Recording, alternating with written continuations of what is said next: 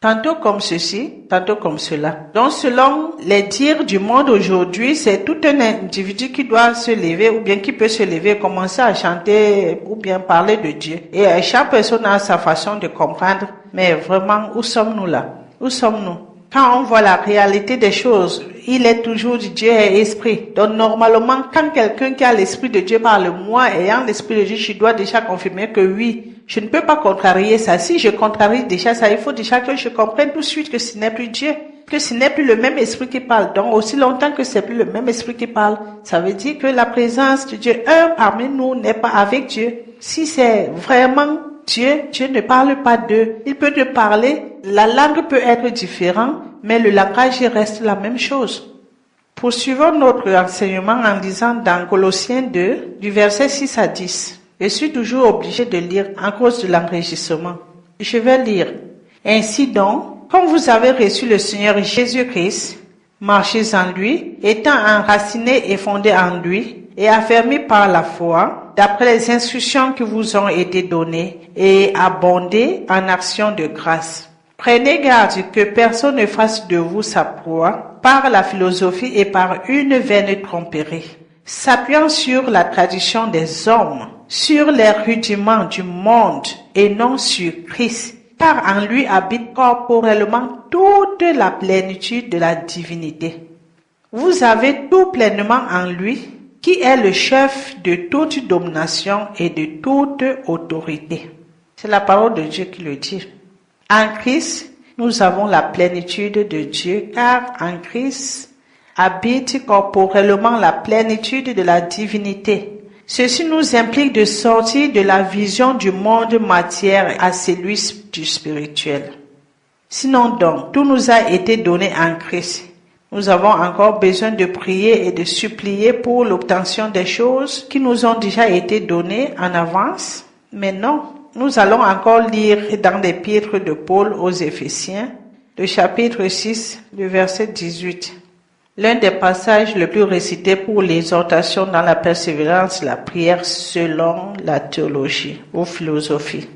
Faites en tout temps par l'Esprit toutes sortes de prières, de supplications, veillez à cela avec une entière persévérance et priez pour tous les saints. Je vais lire cela en donnant les mots pour une bonne compréhension. Faites en tout temps, donc toujours et toujours. C'est la persévérance. Si on s'arrête là, on a raison de dire qu'il recommandait la persévérance dans la prière.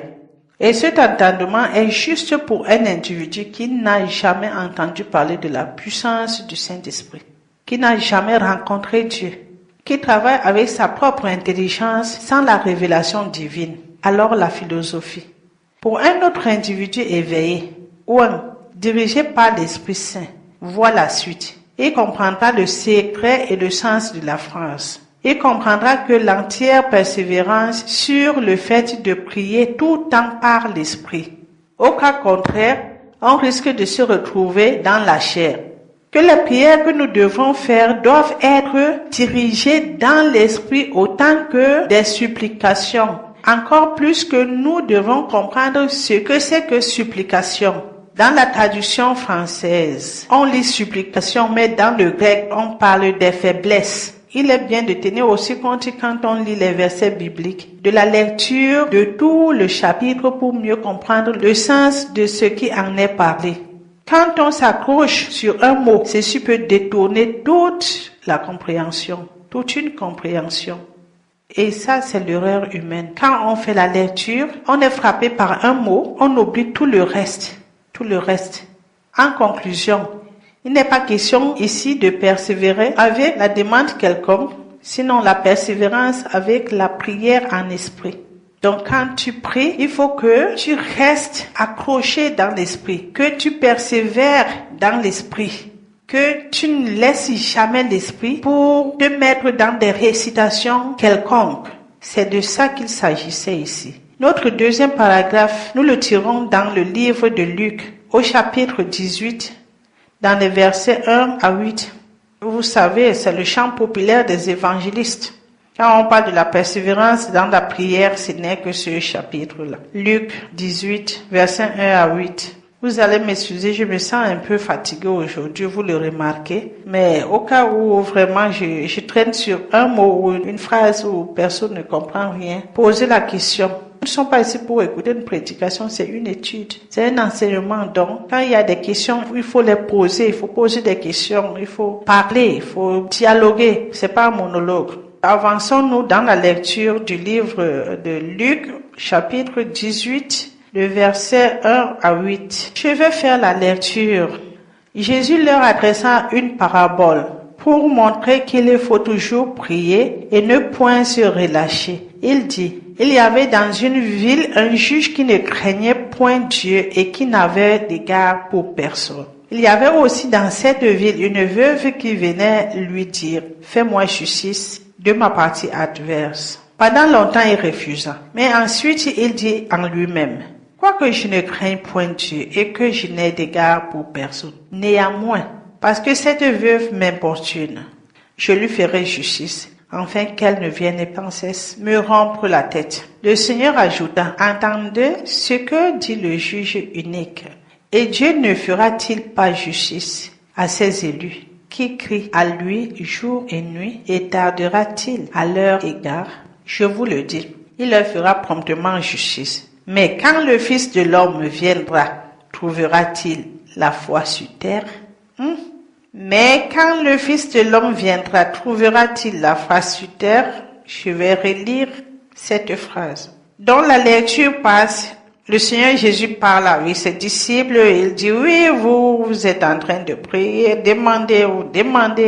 Le juge unique n'a pas la crainte de Dieu, qui n'a aussi peur de personne, mais parce qu'il est fatigué d'écouter cette pauvre femme, pourquoi pas lui faire justice? Et il vous demande encore ici, en bas, mais où se trouve la foi? Il est bien beau de répéter les prières, mais où se trouve la foi? Quand il reviendra, trouvera-t-il encore la foi sur terre? L'Évangile nous apprend que nous sommes sous l'alliance de la grâce et non de la loi. Il dit, la justice et la rétribution sont à Dieu, etc., etc.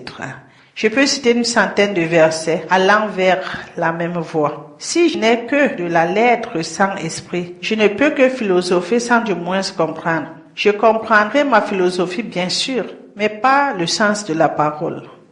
En lisant les premiers versets de ce chapitre, bien sûr, jusqu'au 7, il est bien conseillé, vu la logique de prier et de prier. J'ai dit bien vu la logique, selon le principe du monde. Le monde visible qui, selon lui, dans la logique, prétendant que Dieu est logique, ce qui est complètement faux, car il n'existe pas de logique. Rien n'est logique dans ce monde. Même la simple couleur qu'on te présente, soi-disant la couleur est déterminée et qu'elle est blanche. Cette couleur, dans la réalité de Dieu, n'est pas blanche. Nous déterminons la nature des choses par sensation et par rapport à nos sens. Aussi longtemps qu'une nature est déterminée par un individu et qu'il n'y ait encore personne qui le contredit ou bien qui prouve le contraire, cette nature reste telle qu'elle a été déterminée et l'on confirme une logique. Mais ceci ne confirme aucune logique, ni de réalité. Ceci était juste une parenthèse. Retournons sur notre thème. Je disais alors que dans le système du monde visible, le dérangement ou l'ennui d'un fait amène de victimes à s'en débarrasser. C'est normal. C'est que nous vivons dans le visible. Le Seigneur voit la pensée de ses apôtres et les instruit dans la nature des choses du monde visible. Il précise pourtant encore que le juge unique ne connaissait pas Dieu et il ne l'a pas fait par crainte de Dieu, ni par justice, car il n'avait non plus d'égard pour personne. Il l'a fait pour simple fait d'avoir sa paix. Avant de dire aux disciples ce qu'il leur a dit au verset 7, Dieu ne fera-t-il pas justice à ses élus qui crient nuit et jour à lui? Il leur demanda d'abord, entendez-vous ce que dit le juge unique? Donc, comme quoi, si toi, l'élu de Dieu, à qui tout a été donné en Christ, n'est pas à mesure de croire et vivre par la foi, tu sors de cette foi pour la supplication, voire la revendication de certaines choses, à cause de ton importunité, bien sûr que Dieu t'accorde ce dont tu revendiques. Quand le Fils de l'homme viendra, trouvera-t-il encore la foi sur terre?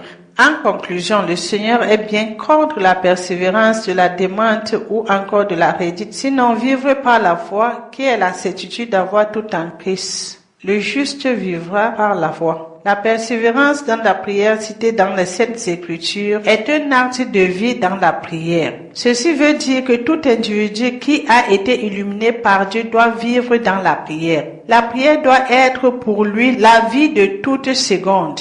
Cette prière est encore appelée la vie en esprit. La prière qui est recommandée ici n'est pas la requête du matériel, mais la conviction de la connaissance de la présence de Dieu et la confession de sa puissance dans le quotidien. Aussi longtemps que l'on se trouve couvert de cette tente, composée de la chair et de sang, on est faible. C'est cette faiblesse qui doit être confessée devant le Créateur en attendant de lui d'être rempli afin de subvenir lors du combat au grand jour. Voilà sur quelle lignée la persévérance de la prière est énumérée. Toute ta vie, à chaque seconde, vis dans la prière, dans la persévérance, prie à chaque seconde. Mais pas que tu es en train de prier, dis que j'ai besoin aujourd'hui d'avoir l'argent, Seigneur, aie pitié que j'ai de l'argent aujourd'hui, papa, aide-moi à avoir de l'argent aujourd'hui. Mon Dieu, je veux avoir l'argent aujourd'hui. Demain matin, tu te lèves, je suis en manquement d'argent, j'ai des problèmes financiers, ouvre les portes que j'ai de l'argent. C'est pas cette persévérance qui est parlée ici. Je peux dire et redire, je peux répéter et répéter. La persévérance de la prière, c'est que tu vives dans la prière. Quand tu te lèves le matin, alléluia Dieu, et quand je te loue, je te bénis, que ton nom soit sanctifié, mon Dieu. Fais à ce que je vive comme toi-même tu veux que je vive sur la terre. Ma vie ici sur terre, c'est seulement pour te louer, pour te glorifier. Quand tu te lèves, tu es sous ta douche. Alléluia, sois loué, sois glorifié, mon Dieu. Tu fais à ce que je te loue toute la journée d'aujourd'hui. Quand tu es en train de travailler, mon Dieu, tu me donnes la force de pouvoir travailler maintenant. Je te dis merci, oh toi le Dieu plus grand. Quand tu rentres de la maison, oh mon Dieu, toute la journée tu as été avec moi. Je te dis merci, mon Dieu, c'est toi qui es ma vie. Quand tu revois tes enfants, je suis fier, tu me fais encore voir mes enfants, je te loue, je te glorifie. Quand tu veux encore t'apprêter pour peut-être prendre ton repas, oh voilà le bon repas que tu permets maintenant que je consomme, je te loue et je te glorifie, mon Dieu. Que ce repas soit tout simplement pour moi une énergie terrible pour me refortifier de l'énergie que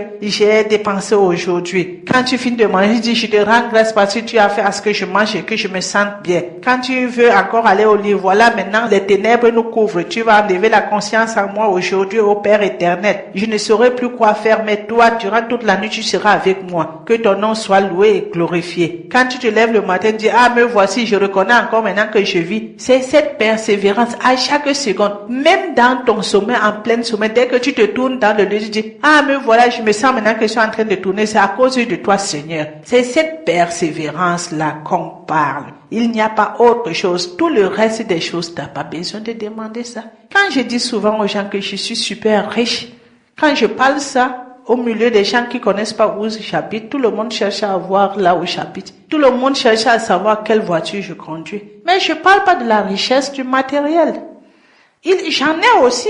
Je ne manque de rien. Et parce que vraiment, je suis pas accroché sur ce matériel-là, que Dieu me donne tout ce dont j'ai besoin. J'ai tout ce dont j'ai besoin. Si je veux vouloir maintenant avoir, je ne sais pas, une grande villa, et que Dieu juge que je n'ai pas besoin de ça, il me donnera pas ça. Mais si lui, il voit que je dois vivre dans une grande villa, il va me donner ça sans toutefois que j'en cherche. Je vais même pas chercher, il va me donner cela. Donc vraiment, que Dieu nous aide à comprendre sa parole et surtout à marcher selon sa parole afin que nous soyons des enfants bénis. Que Dieu vous bénisse. Merci.